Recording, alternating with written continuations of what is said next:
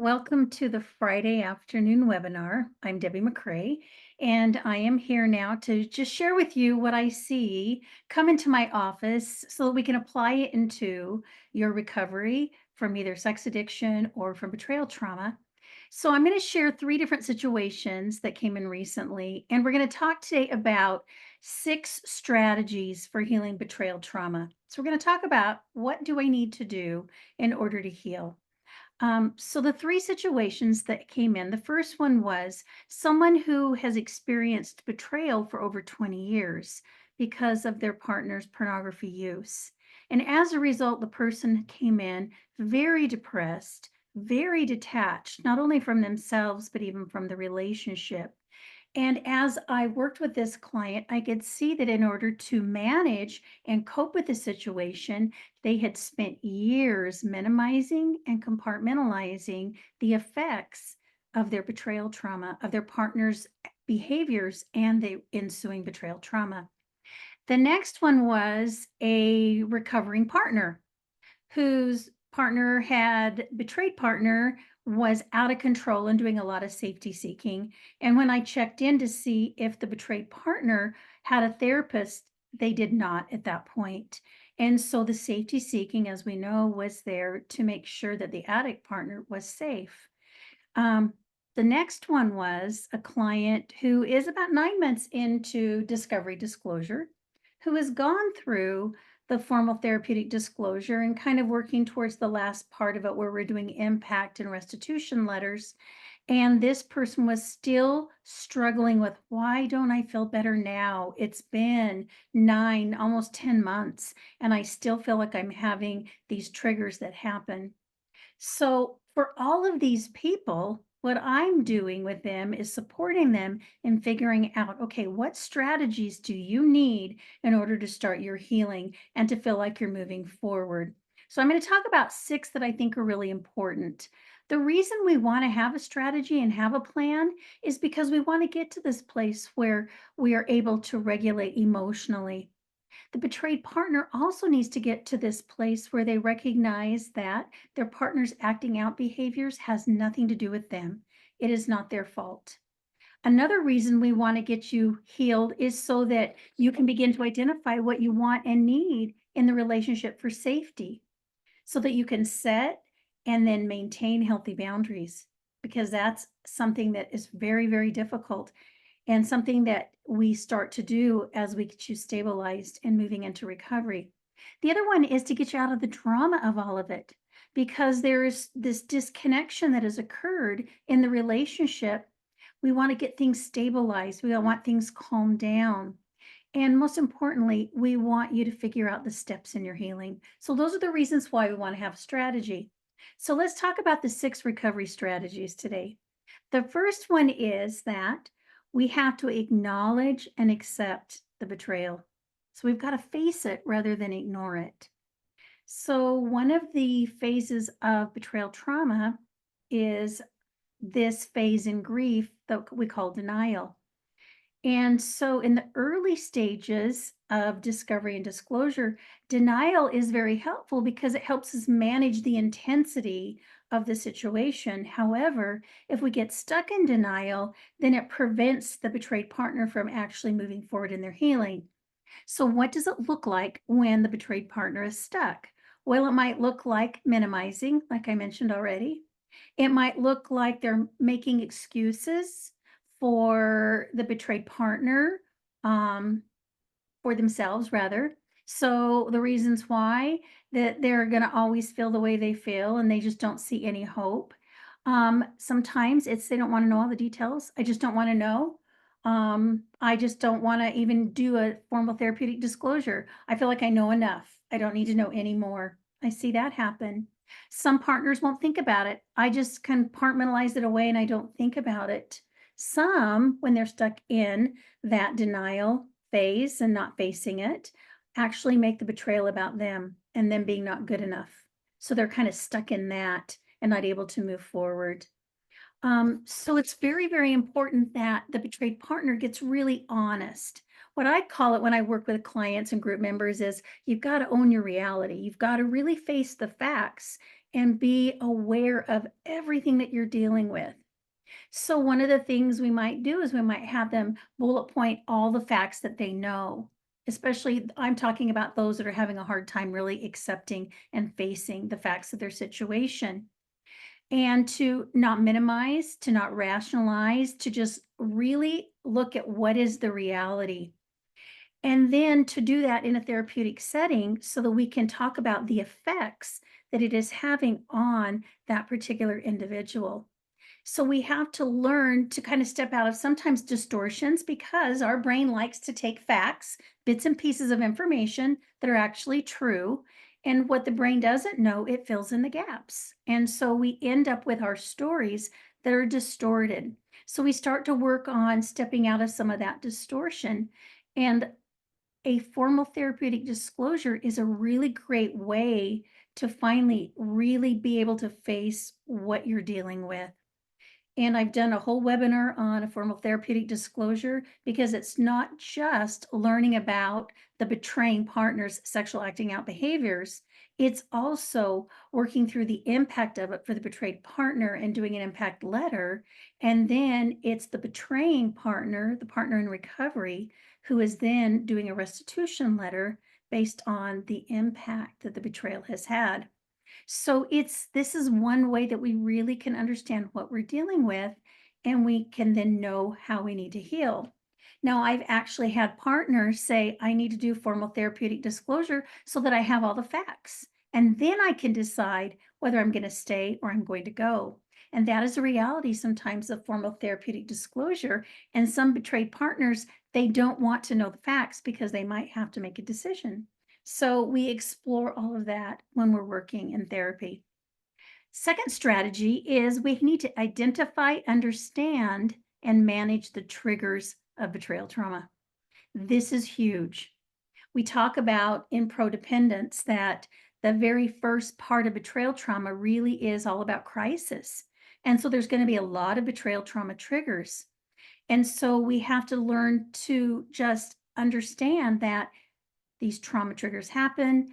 We know that the nervous system gets activated. The brain is trying to keep us safe. So we go into fight, flight, freeze, or fawn, and we have very strong emotional reactions. So we can go from everything from rage and anger to the silent treatment, completely shut down. We can even have flashback memories or images come into your mind. So the triggers are going to come out no matter what. Now, even if the betraying partner, who the recovering partner is having good recovery, good sobriety, you can still have trauma triggers as a betrayed partner. Typically, it's because you have one foot in the past and one foot in the future. And only thing we have control over is the here and the now. So when we're in the past and in the future, we start to spiral out of control.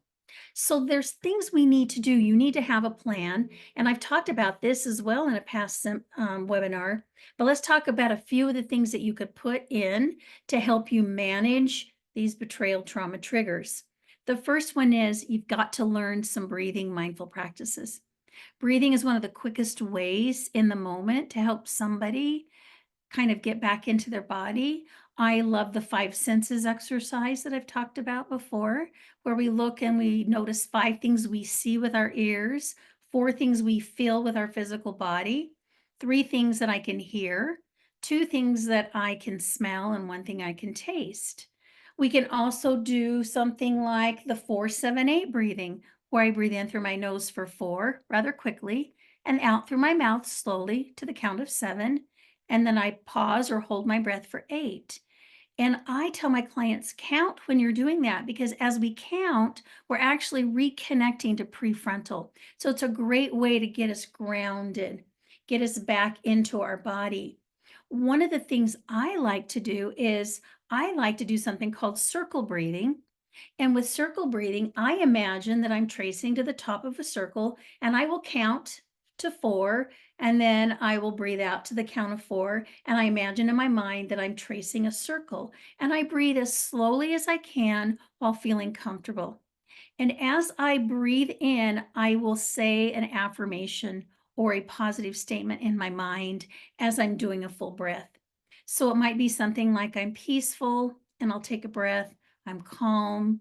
All right. I'm safe. I can handle anything.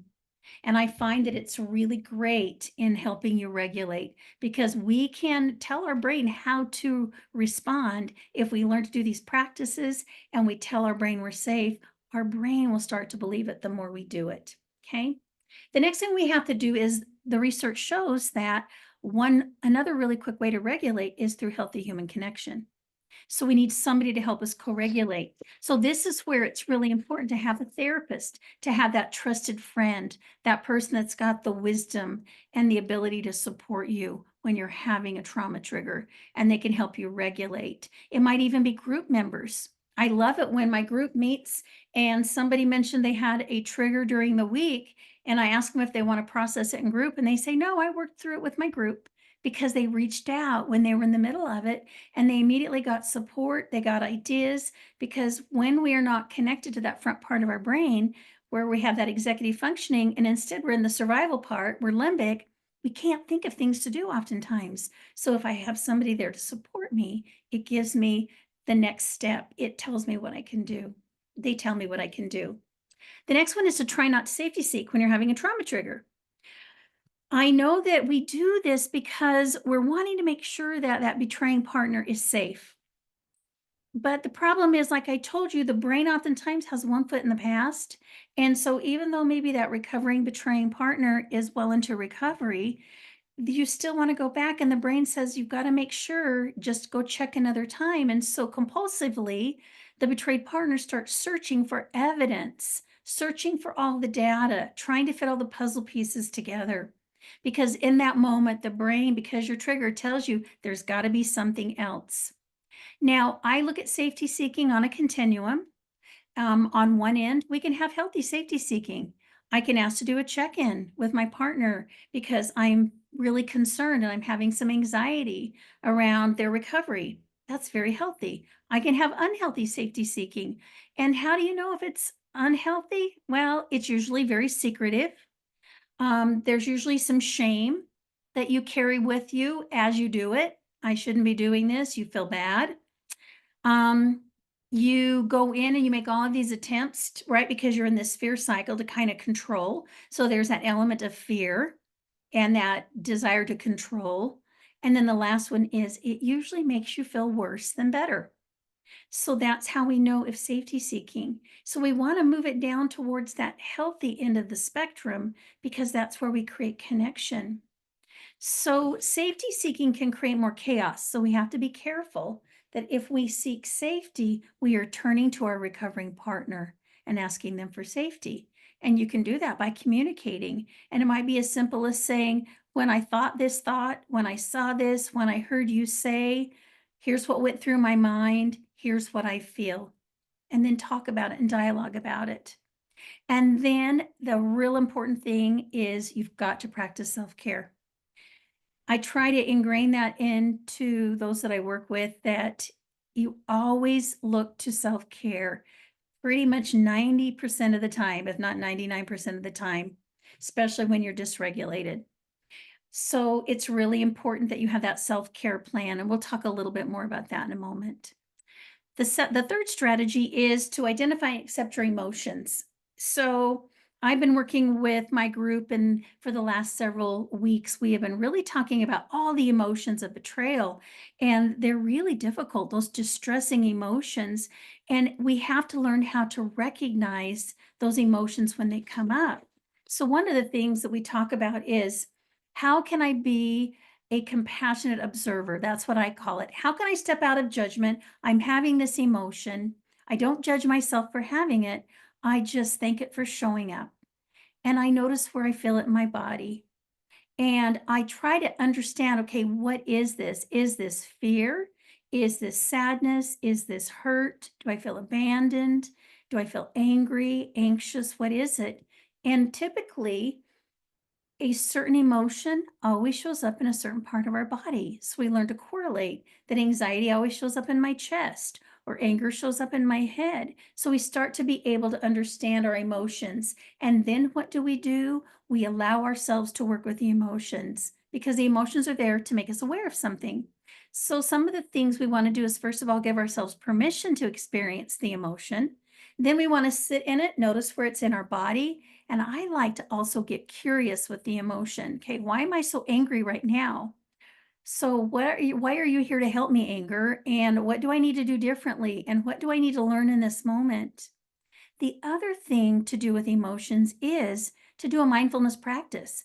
Notice where it's at in your body. Again, what the research shows is if we step in and let ourselves feel that emotion, within 90 seconds, that emotion works its way out of our body. So, what I like to do is I like to do my circle breathing. And as I'm doing that, I just imagine that as I breathe in, right, I'm just going to that emotion. And as I breathe out, I'm letting it leave my body, and it just leaves my body really, really quickly. The other thing I do is I imagine the emotion as I'm doing some mindful meditative breathing. I imagine it moving out the bottoms of my feet. But emotions are there to make us aware of something. So rather than fighting those emotions, we want to make sure that we embrace them and learn from them. The fourth strategy is we've got to prioritize and practice self-care. Very, very important. So, some of the real important areas of self care, one would be engaging in mindfulness practices. So, I read a research article that showed that if we spend 15 to 20 minutes every day doing mindful meditation, so listening to somebody take us through guided meditation, progressive relaxation over the course of 8 weeks. So within 8 weeks, then we are strengthening the connection to the prefrontal cortex, meaning my brain's going to stay there longer because I've strengthened those muscles and I'm not going to go limbic as quickly. So we need to have exercises that help calm the nervous system. You need to figure out what that is for you. For everybody, it's different. It could be going to yoga class. It could be doing 20 minutes of meditation on an app. It could be going out and do a mindfulness walk or gratitude walk. So being very aware of whatever you can do that brings you back into your body and calms you down. The next thing you have to do for self care is you've got to maintain physical health. So that means you've got to make sure you're sleeping and you're eating, and you've got to be very intentional. We know that if we go out and we do physical activity, that creates endorphins, and that helps with betrayal trauma. It helps us to feel better. We know that sleeping and eating increases your window of tolerance so that you're able to handle more. So we need to be doing at least two very intentional things every day to support our physical health. The next one is you got to learn how to set healthy boundaries. Now, even at first, a healthy boundary could be that when I have a trigger, then I'm going to go do self care. Simple, simple boundary. Boundaries are there to help us so that we can create the emotional and mental space to reduce the stress we're experiencing, right? It's also boundaries are there to help us maintain connection or create connection because we're trying to give this parameter of safety. So, healthy boundaries is another thing we can do for self care. I tell my betrayed partners, I want you to put yourself in timeout every day. That's a boundary. Give yourself timeout. I don't care if it's 10 minutes, 20 minutes, an hour, but go do something for you for that time because that boundary, if you put that in place, it's going to help you in your recovery. Other healthy boundaries might be for yourself. I'm going to maintain my self care. I'm going to do my dailies, which is where I'm doing something physically, emotionally, spiritually, and relationally each day. It might be that I'm going to go exercise 3 times a week. It might be that if I get into a disagreement with my recovering partner, that we're going to call a timeout and put a pause to the discussion. And then whoever calls the timeout comes back later within 24 hours to re-engage and finish it. But those types of boundaries are part of self care. And for many betrayed partners, they don't understand how simple boundaries can be. Another one is to engage in activities that bring you joy, something that feeds your creativity. So oftentimes we're so busy trying to recover from all the trauma and the drama and the pain and the hurt that we don't intentionally step into doing something that brings joy. So do you have a hobby? Do you have a passion? Do you play music? Do you like to write or journal? I've had some of the betrayed partners do poetry and bring poetry in. I've had some get back into doing watercolor painting. I've had some um, decide that I'm going to go out and try a new hobby. And so they'll go out and try something they've never tried before. But it's important that you have some type of outlet that can bring some type of joy. It might even be just going once a month and with all your friends, and you have like a dinner club and you try new restaurants, but doing something that really, really brings you joy.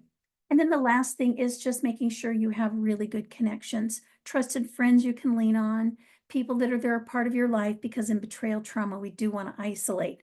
Very, very common to do that. And so it's very important that we have connection, so we have people there to validate us.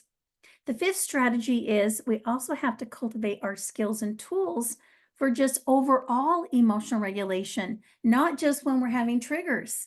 We want to focus on increasing that window of tolerance, meaning how much stress I can handle before my brain goes, we can't stay here any longer. We've got to go limbic into fight, flight, freeze. So we want that window of tolerance to be as wide as possible. So that's why we keep saying again and again and again to practice mindfulness. So important. Grounding techniques. Even if grounding is going out sitting in the sun for 20 minutes or it's taking a few big deep breaths, right? Figure out what you can do to help with that. Develop some self-awareness. Understand how wide is my window of tolerance. So one of the things I do every day is I'll check in and I'll go, okay, how full is my bucket today? What's my capacity today? If I feel like my bucket's low, then I'm going to do more self-care that day. Or I'm not going to do as many things that day on my list. I'm going to make sure that I am filling my bucket that day. Maybe it's reaching out to a friend. Maybe it's taking a nap.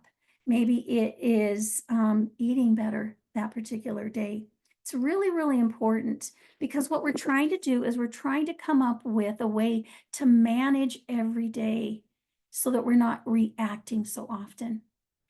Another thing we have to do is we have to learn to kind of step out of our stories. That's part of the emotional regulation. Spend a lot of time with betrayed partners talking about the stories that they go into and how those stories cause our bodies to have an emotion, and we feel those emotions in our body and they move us into behavior.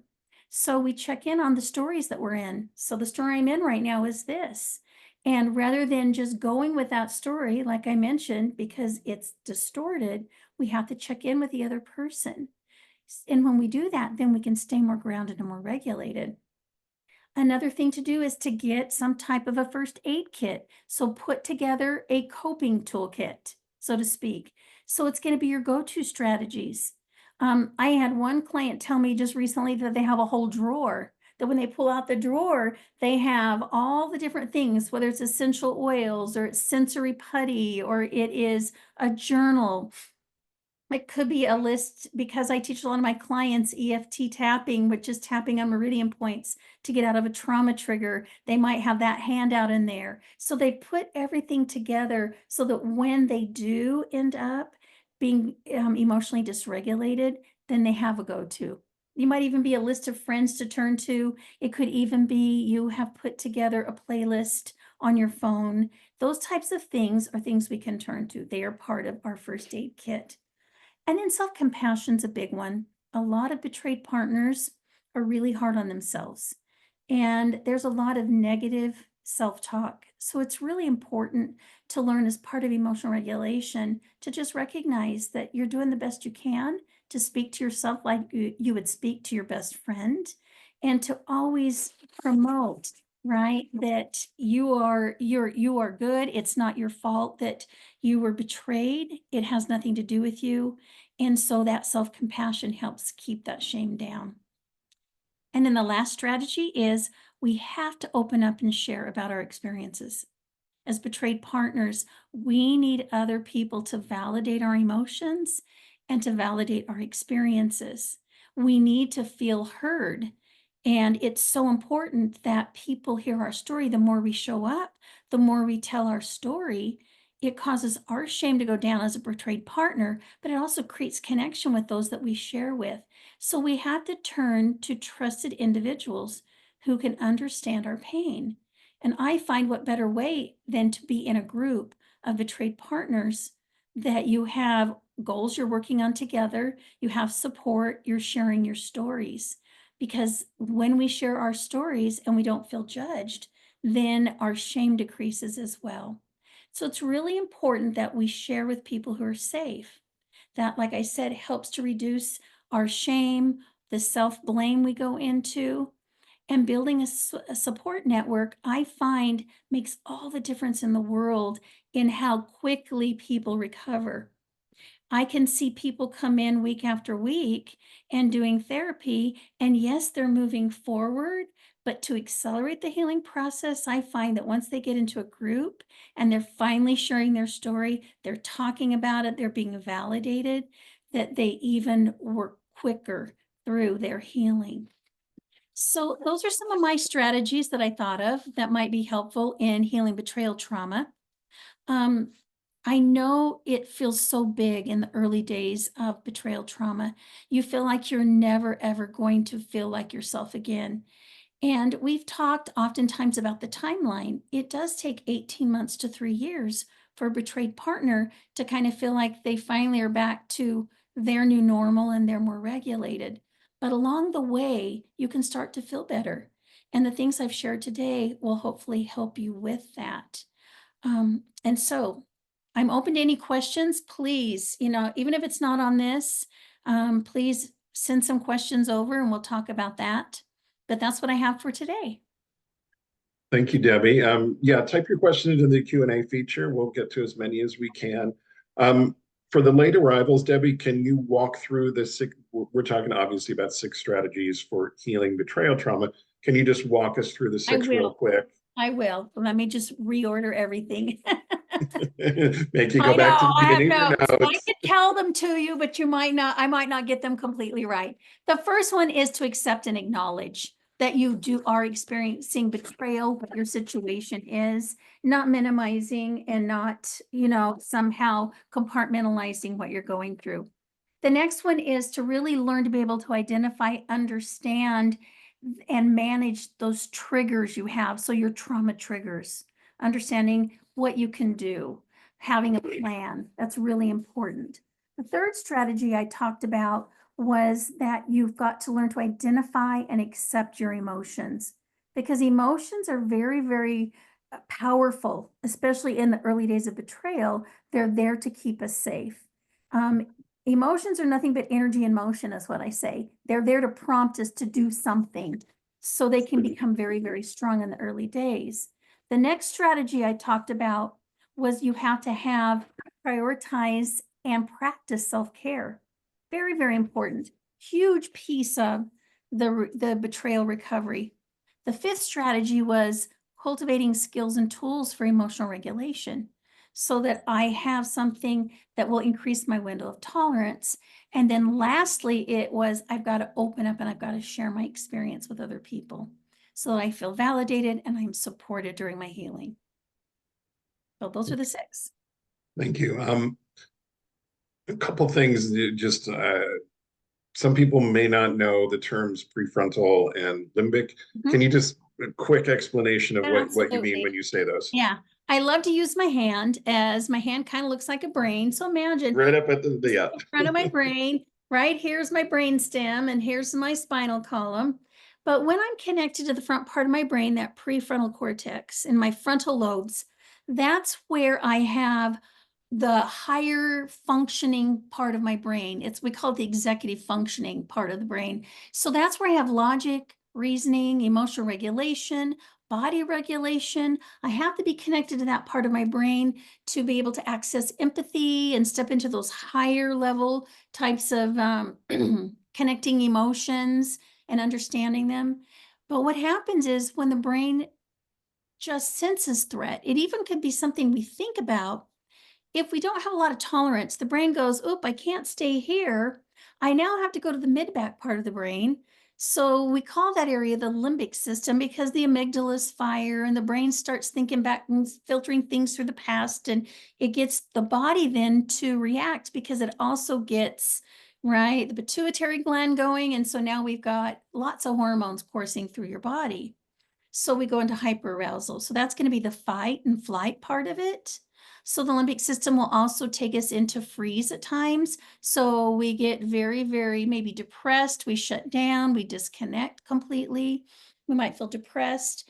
And we might go into fawn. I'm in such overwhelm that I'm going to do whatever I can to just get it to go away. So I please and appease. So we feel best. We feel grounded. Grounded means I'm in my body, I'm in the present moment, my system is regulated, so my nervous system is calm, and I'm connected to here.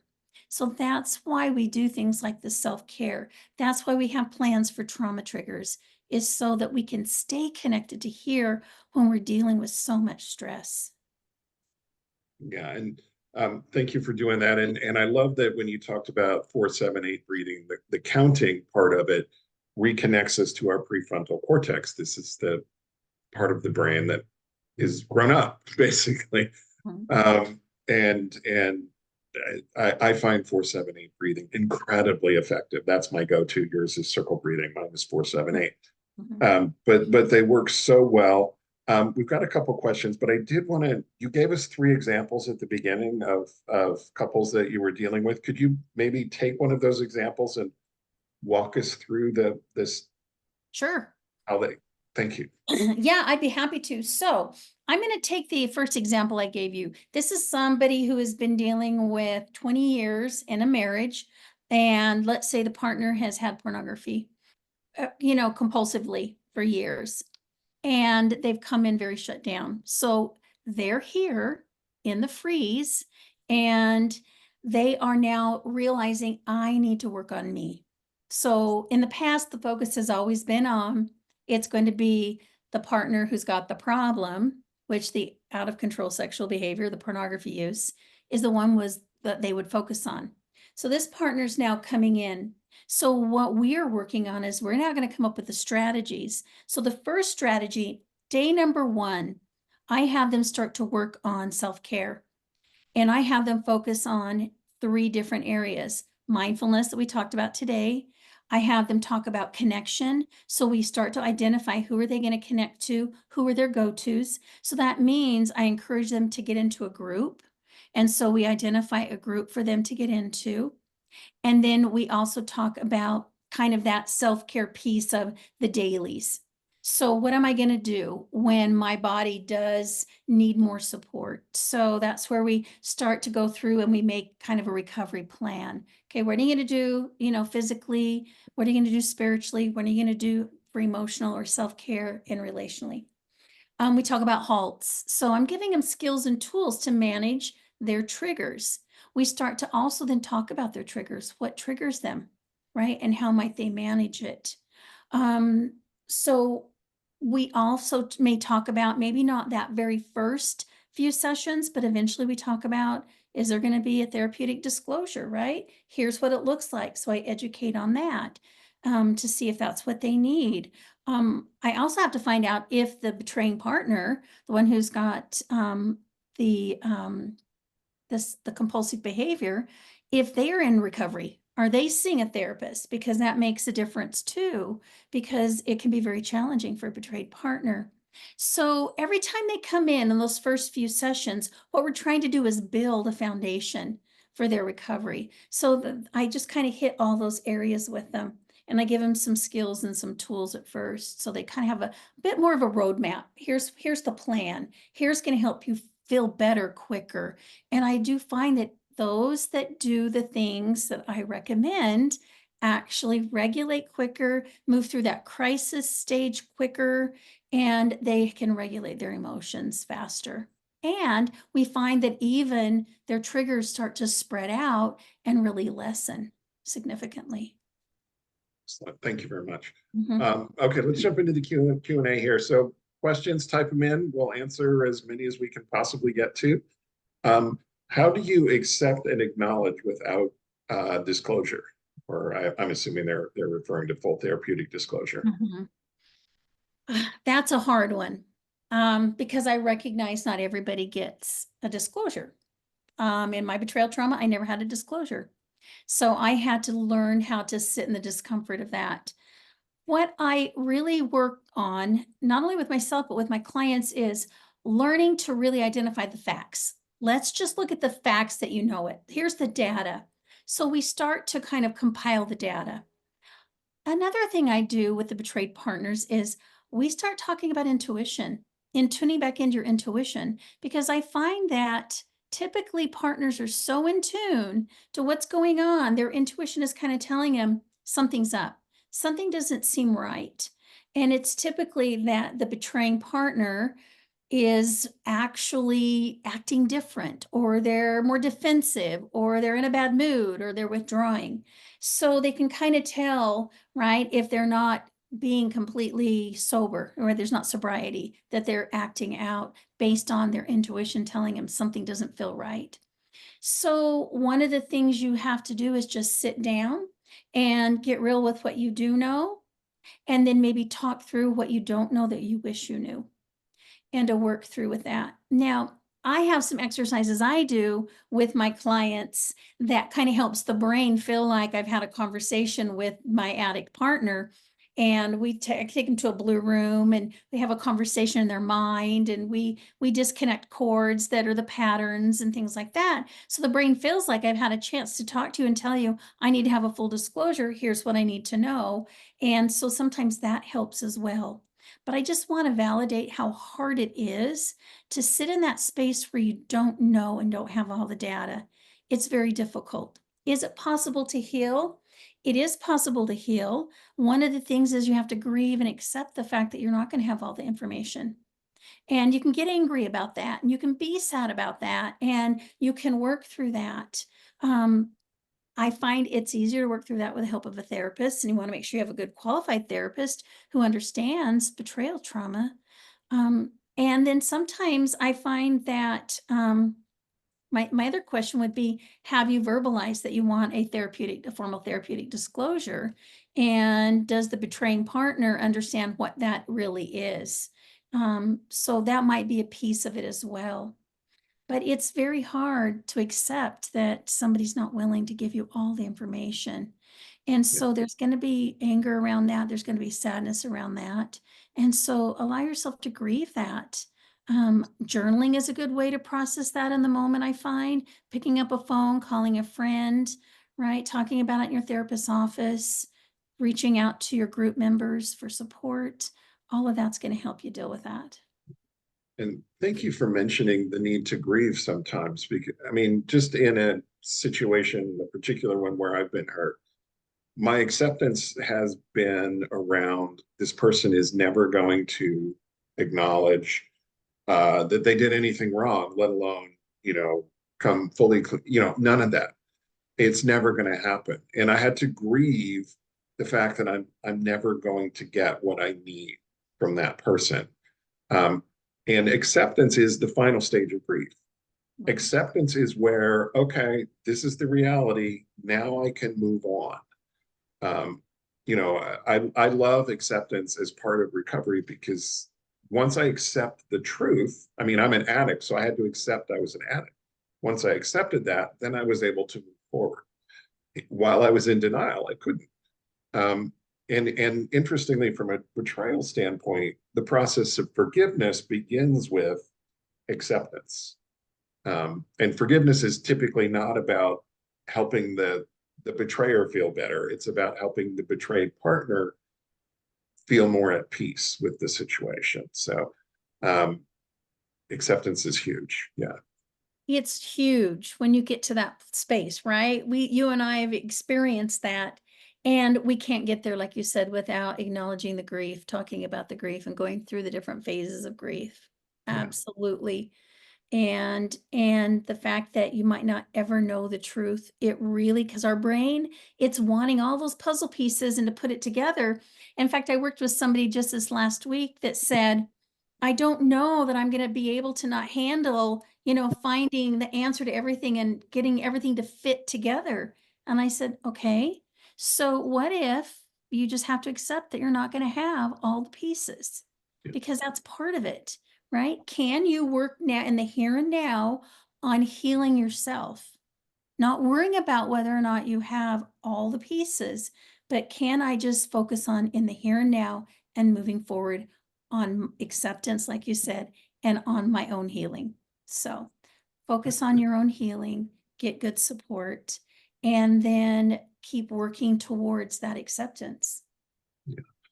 Next question here. How do you prioritize self-care when you have zero time for yourself as a single working parent after betrayal? Great question. Wow. Oh, yeah, I was a single parent for a while there. I get that because they can keep you going. My recommendation is this: come up with a morning routine and an evening routine and make them simple. So, for example, I don't know how early your kids get up, but maybe you get up and you give yourself 10, 15 minutes where it's just dedicated to you. So, for example, you might get up and you might go sit out on your back porch with a cup of tea or coffee, and you're just going to sit there and you're just going to listen to the sounds and you're going to feel the temperature and you're just going to bring yourself back into your body, right? Or it might be at the end of the night, you take a nice hot shower, and you use a nice salt scrub, you sit in an Epsom salt bath, right? And then you gratitude journal, right? Or you go to bed at a certain time. Simple, simple little things. I love the book Atomic Habits because they talk about tiny little things add up. So as a single mom, if kids are down asleep, rather than spending that time cleaning the house, maybe you cut that time in half and you pick up for 30 minutes and then you lay down or you journal or you do something for you. It's really important. Get a support system, get people that can help you with the kids at times so you can step away and do some self-care. I had somebody just tell me the other day, yeah, my self-care is I make sure I wash my face and I put some good moisturizer on. That's my self-care. I went, that's great. They said, yeah, because I really struggle with washing my face every day. That's so simple, but it's such great self-care. I know oftentimes I'm the kind of person when I think self-care plan, ooh, it's got to be elaborate, it's got to be mapped out. I've had some clients even do spreadsheets, right? It needs to be simple and doable. So if you can only do one thing every day, then do one thing every day, and then maybe the next week add another thing, right? And do that every day and just add here and there. So for you, you're going to have to be creative and find those pockets of time and even include your self-care with your kids. Maybe put some of them and include them in the self-care plan. And so maybe you guys all go out for walks together and that's part of your self-care. So, a few thoughts. Yeah, good stuff. Um, this is from somebody who's brand new. Where can we find these groups? You mentioned support groups and things like that. And I will put some links. Well, you've already found sex and relationship healing. I'll pop some links in there, but I'm sure Debbie has some thoughts. Yeah, I think you guys are great as far as groups go. I would really reach out to you guys have some betrayed partners groups. You've got your groups for addicts and I think those are great resources that I include.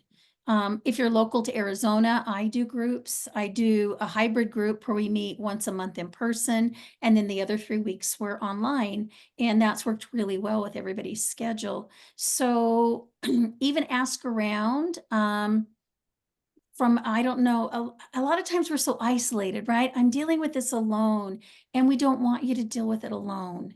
And so kind of research and gosh, I just love Seeking Integrity. I think they're such a great resource that I would go there. If you're seeing a CSAT therapist, check in and see if they've got a group or if they know of a group in your area. So check in and find out. So just some things to consider when you're looking for a group.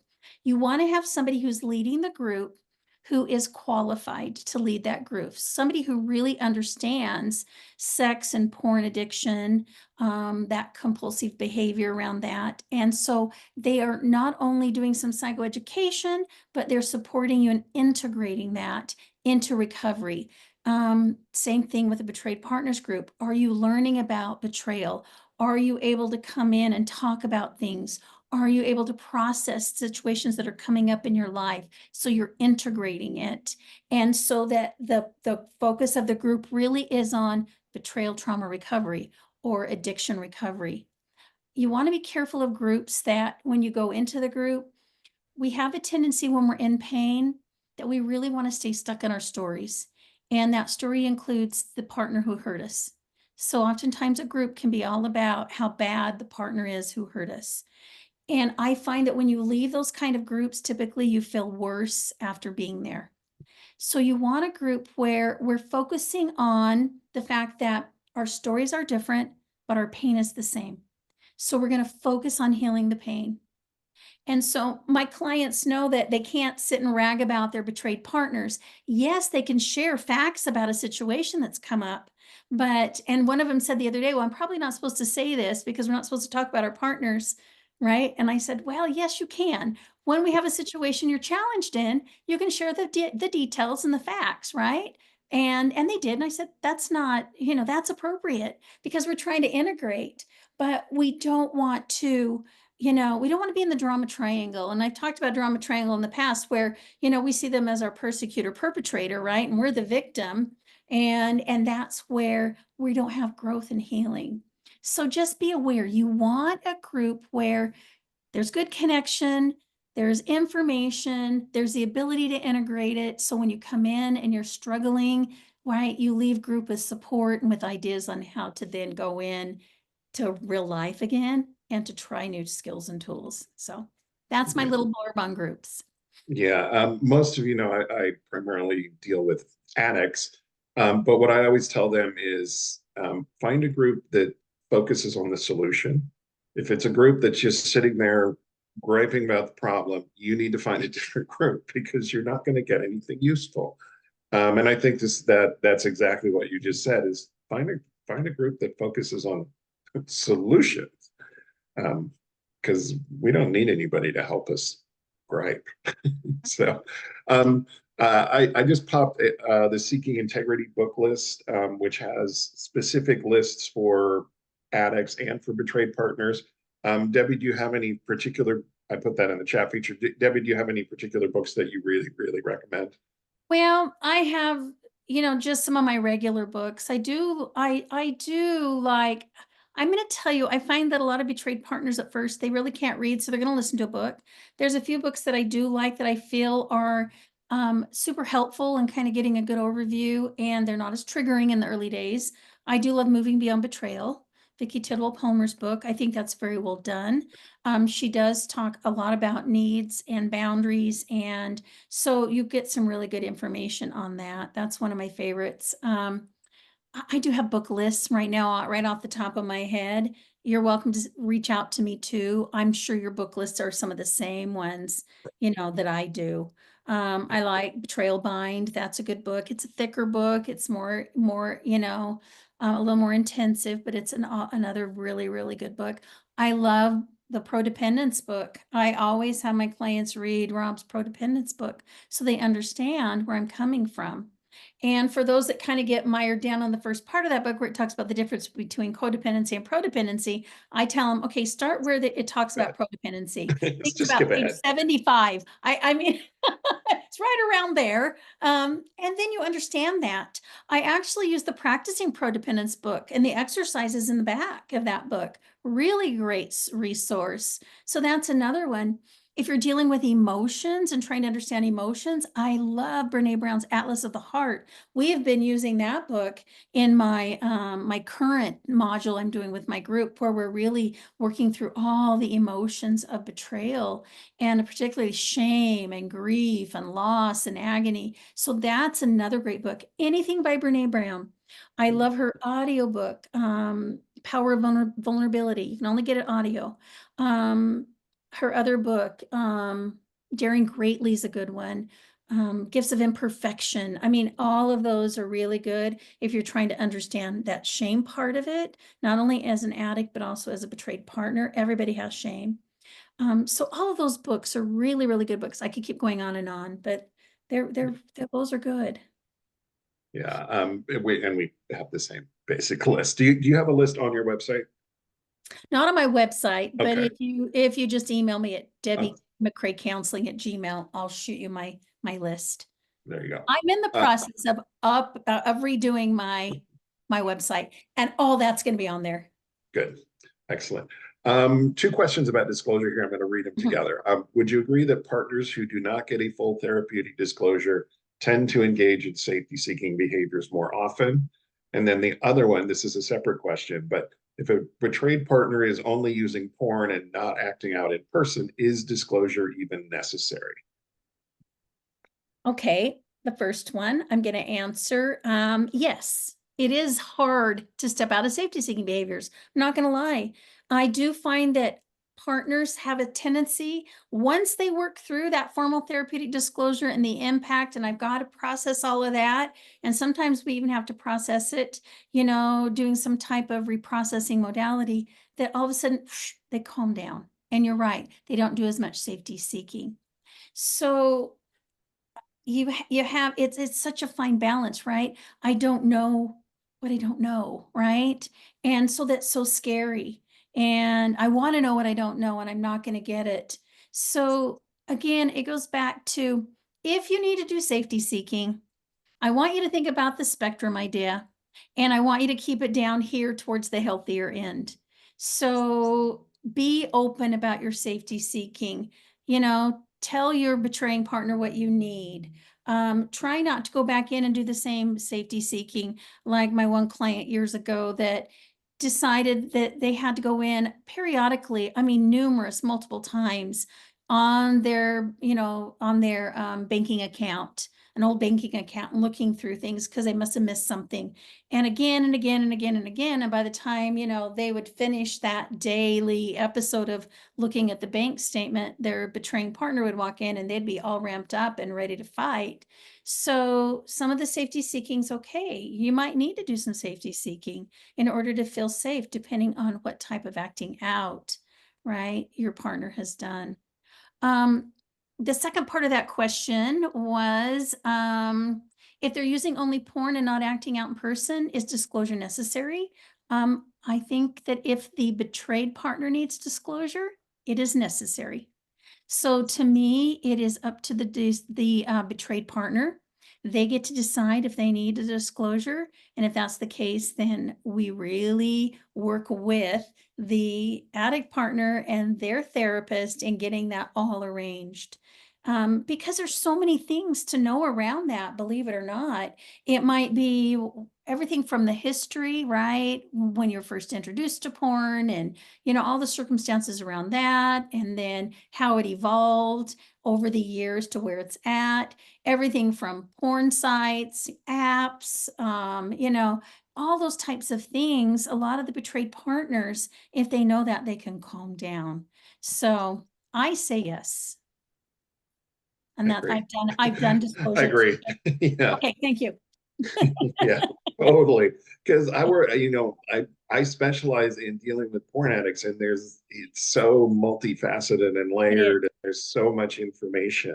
So yeah. There is. Um, okay, what would you recommend for someone whose husband is intimacy avoidant and has been for the entire marriage? I didn't know about the porn and masturbation addiction until after 38 years of our marriage. He's been with the CSAT for 18 months, sober 6 months, but he still isn't able to see or hear me. Wow, I could spend a whole webinar on just that question. I'm not gonna I'm not gonna lie on that one. So attachment, we do know that these types of addictions are an intimacy disorder. And we do know that that particular type of attachment style, that avoidant, is very common in somebody who's got compulsive sexual behaviors and addictions. And it is rooted in childhood things as far as I'm concerned. And so it does take a long time, and it does take a lot of couples therapy. Now, you've said that you've been seeing a CSAT for 18 months. He's been sober for 6. Are you seeing separate CSAT therapists? Because ideally, where I see healing occur is we have to have the betraying partner and the betrayed partner seeing their separate therapists and working on their own healing, right? We've got to get that established, whether that takes 3 months, 6 months, 9 months. It all depends on the person and how they're moving along. Then what we do is we want to introduce a couples therapist, somebody who really specializes in attachment. So Matt Wheeler, somebody who does a webinar on the weeks I'm off on Fridays, he does a lot of work with couples and in getting them to a healthy, secure attachment. So for you, it's going to be finding somebody that maybe is does a lot of work in emotionally focused therapy for couples. Also, the person with the addiction needs to also work on their attachment stuff. So it might be, I got to get to the root of it all. And I've got to maybe do some of my own trauma work around that so that I can heal some of that so that it feels safe then to move towards people and create connection. So in a nutshell, that's just some of the work. Gosh, you guys are 18 months into it. It takes a while. It's going to take you, especially, for those addict partners, they're still trying to get into good healing and recovery and sobriety and strengthen their wiring in their brain. So they're working out a prefrontal, and that takes 3 to 5 years. And so, get the support you need in the meantime, and especially a good couples therapist just to work on attachment. Yeah, we're not going to get to all of these today, but how far down the timeline are you realistically seeing forgiveness by betrayed partners come into play? I still have anger and resentment. I feel stuck since I know I need to let this go, especially since I cannot change the past. Do I have to say it out loud, fake it till I make it, etc. And this is somebody who has done some acceptance and acknowledging, Mhm. but still working on the rest of it. Um, okay, so couple of things on that. Um, if you've got a really good therapist, go back and start doing some grief and loss work. Really work on that. I think you need to really acknowledge all the pain, all the hurt, what you're grieving around. So I have my couples do, and I think you can find this in Practicing Prodependence, Rob's book with Kim Buck. And in there, we do an inventory, a loss inventory, which is really part of why I'm grieving. I have all these losses. And then I'm having some of my clients who aren't in group, I'm having them actually, they did some type of a project. So we're doing art that represents and talks about all of their losses and all the areas of loss. So we've talked about that. That would be really good for helping you work through the anger, the resentment, the pain, feeling stuck, those kinds of things. Now, what I teach my groups and my clients is we work on letting go. That's the first step. Can I let go of the pain that this has caused in me? Right? What does that look like? So every time something comes up in the moment, do I have some practices? This is kind of the acceptance. This is kind of the surrender piece of it. And some people then can move into forgiveness. Some people never forgive. And that's okay. I would tell them that's okay. But can you get to a place of surrender and letting go so it no longer has power and control over you? So you no longer have that resentment and have that anger. And instead, you can then be free of that so that it doesn't hold you back. Um, for me, forgiveness was important. I got to that space, and as a reminder, forgiveness isn't about forgiving and forgetting.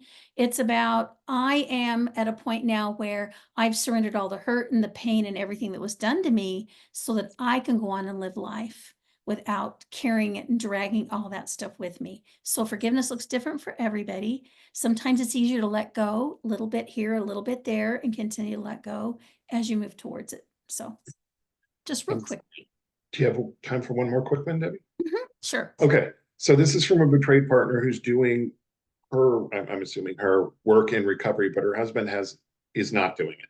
Mm, And she wants to know, do you recommend couples therapy? She's fearful couples work might be all about him when she's already, instead of couples work. So well, a couple of thoughts on that. I think if you can find a really good couples therapist, the couples therapy is better than no therapy at all. Make sure you get somebody who's like a CSAT and understands the effects of your partner's sexual acting out behaviors on attachment and on connection. And because that's going to need to be addressed in couple session. And hopefully that therapist can then guide your partner into getting their own work done. So, and you can express that. You said, I'm fearful that couples work may be all about his healing. verbalize that when you're in session in couples, Yeah. or you go in with that attitude that I recognize that a lot of it's going to be about getting him to work and getting him into recovery first, right? But make sure you let that couples therapist know what it is you need. Um, I try to ask my clients, including couples, what do you want to work on today, right? Or they'll bring in something that's coming up. But if you feel like it does kind of shift just to working on your partner, then verbalize and speak up. Let your therapist know, because you're paying your therapist, so they need to be there to meet your needs for therapy. Um, Thank you, Debbie. Thank you, everybody, for being Yeah. here. Thank you for the great topic, the great questions. Debbie will be back in a couple of weeks, I believe. And Matt Wheeler is on next week. So tune in, same time, same place for Matt. Anything you want to say to take us out, Debbie? Nothing other than it's such an honor, and I am so grateful that I get to be part of this community. And my goal and my purpose in life is to help people heal and connect. So thank you so much. Bye. Thanks, everybody.